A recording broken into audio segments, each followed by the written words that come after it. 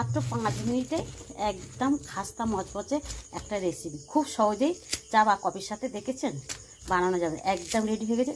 চলুন কিভাবে রেসিপিটা বানিয়েছি পুরো রেসিপিটা দেখতে থাকুন, আমার সঙ্গে থাকুন। মাত্র 5 মিনিটে খুব সহজেই কিন্তু চা কফির সাথে বানানো যাবে। চলুন শুরু করি। দেখুন রেসিপিটা বানানোর জন্য আমি এখানে একটা কড়া নিয়েছি। কড়াটা আমি বসিয়ে দিয়েছি। কড়াটা কিন্তু আমার গরম হয়ে গেছে। এবার এই কড়ার মধ্যে দেবো 1 চামচের মতন সর্ষের তেল। এটা আমি সর্ষের তেল দিয়ে করছি। তেলটা গরম হয়ে গেছে। তেলের মধ্যে দেবো 1/2 চামচ মতন জিরা, 1/2 চামচ মতন সরিষা, আর দেবো 1/2 চামচ মতন সাদা তিল। এর মধ্যে দেবো 1/2 ইঞ্চি আদা চাঁচা, দিয়ে একটু ভেজে নেব।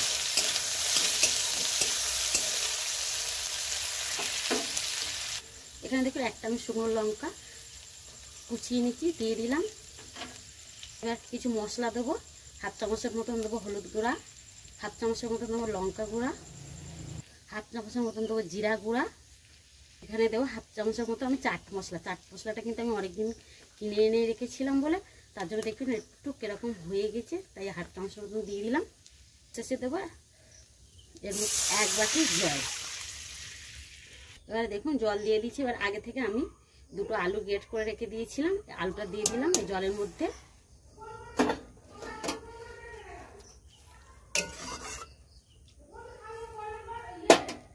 বন্ধুরা এদিকে দেখুন আলুটা আমি জলের মধ্যে দিয়ে দিয়েছি। এবার আলুটা সিদ্ধ হতে হতে আমি এখানে দেখুন 1 বাটি চিড়ে নিয়ে নিয়েছি। এবার এই চিড়েটা আমি একটা মিক্সিং জারের মধ্যে একটু গুঁড়ো করে নিয়ে আসবো। দেখুন এখানে চিড়েটা আমি একটু পরিষ্কার করে নিয়েছি। দেখুন এদিকে চিড়েটা গুঁড়ো করে আনতে আনতে দেখুন চিড়েটা দেখুন ঠিক আমি একদম মিহি গুঁড়ো করে নিয়েছি। আর দেখুন আলুগুলো একদম ঝোলের সাথে কিন্তু ফুটে গিয়েছে চিড়ে গুঁড়ো করতে করতে। এবারে এর মধ্যে চিড়ে গুঁড়োটা দিয়ে দেবো। এবার স্বাদ মতন দেবো লবণ। এবার একটা ডো তৈরি করে নেব।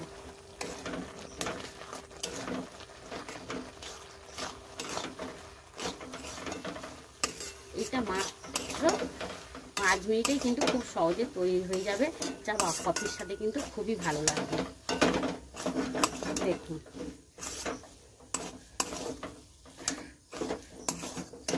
দেখেছেন যা জল দিয়েছি কিন্তু একদম আমার একটা ডো রেডি হয়ে গেছে। এখানে দেখুন সব শেষে আমি কয়েকটি ধনেপাতা দিয়ে দিচ্ছি। দিয়ে এবারে ডোটাকে একটু ভালো করে নেড়ে আমি একটু ঠান্ডা করে নেব। আর এখন তো প্রচণ্ড গরম, একটু ঠান্ডা করে নেব। দেখুন একদম কড়া থেকে কিন্তু উঠে আসছে, দেখেছেন।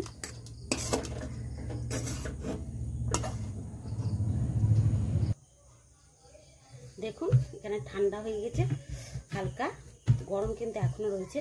এটা মাখার কোনো দরকার নেই। আর এবার এর থেকে ছোট ছোট লিচি নিয়ে গোল গোল করে আপনারা যেরকম সাইজ করতে পারেন করে নেবেন। দেখুন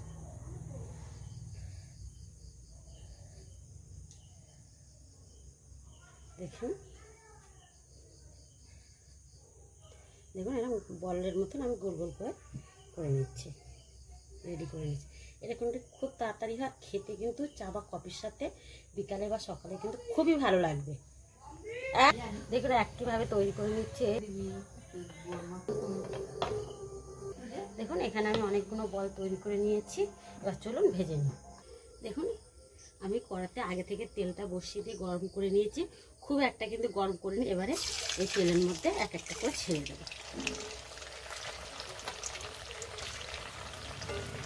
দেখুন এখানে আমি সবকটা কিন্তু বল ছেড়ে দিয়েছি। এখন কিন্তু আমি নাড়াচাড়া করব না, আস্তে ধরে ওপর থেকে একটু এরকম তেলটা ওপর থেকে একটু কড়াটা ধরে নাড়া দিলে কিন্তু তেলটা উপরে খুব সহজে উঠে যাবে। দেখুন এবার 1 পিঠ হতে দেব।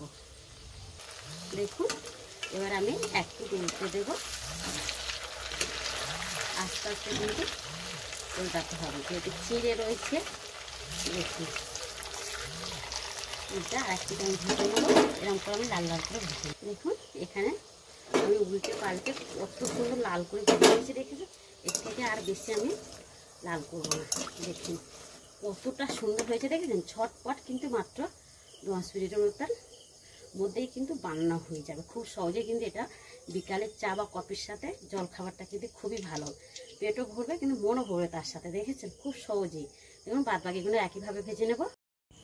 দেখুন এখানে সব কটাই আমি টিফিন বানিয়ে নিচ্ছি, আর কতটা সুন্দর হয়েছে দেখুন, আওয়াজ শুনে বুঝতে পারছেন। দেখুন দেখে নিন, দেখুন এই দেখুন খুব সহজেই কিন্তু এক বাটি চিড়ে আর 2টো আলু দিয়ে কিন্তু এরকম সকাল বা বিকালে চায়ের সাথে কিন্তু এরকম স্ন্যাক্স বানিয়ে নিতে পারবেন। তাহলে আজকের আমার এই রেসিপিটা কেমন হয়েছে অবশ্যই কিন্তু আপনারা কমেন্ট করে বলবেন, আর বন্ধুদের সাথে কিন্তু প্রচুর শেয়ার করে দেবেন। তাহলে আজকের এই অবধি, আবার দেখা হবে নতুন রেসিপি নিয়ে। ভালো থাকবেন, সুস্থ থাকবেন, নমস্কার।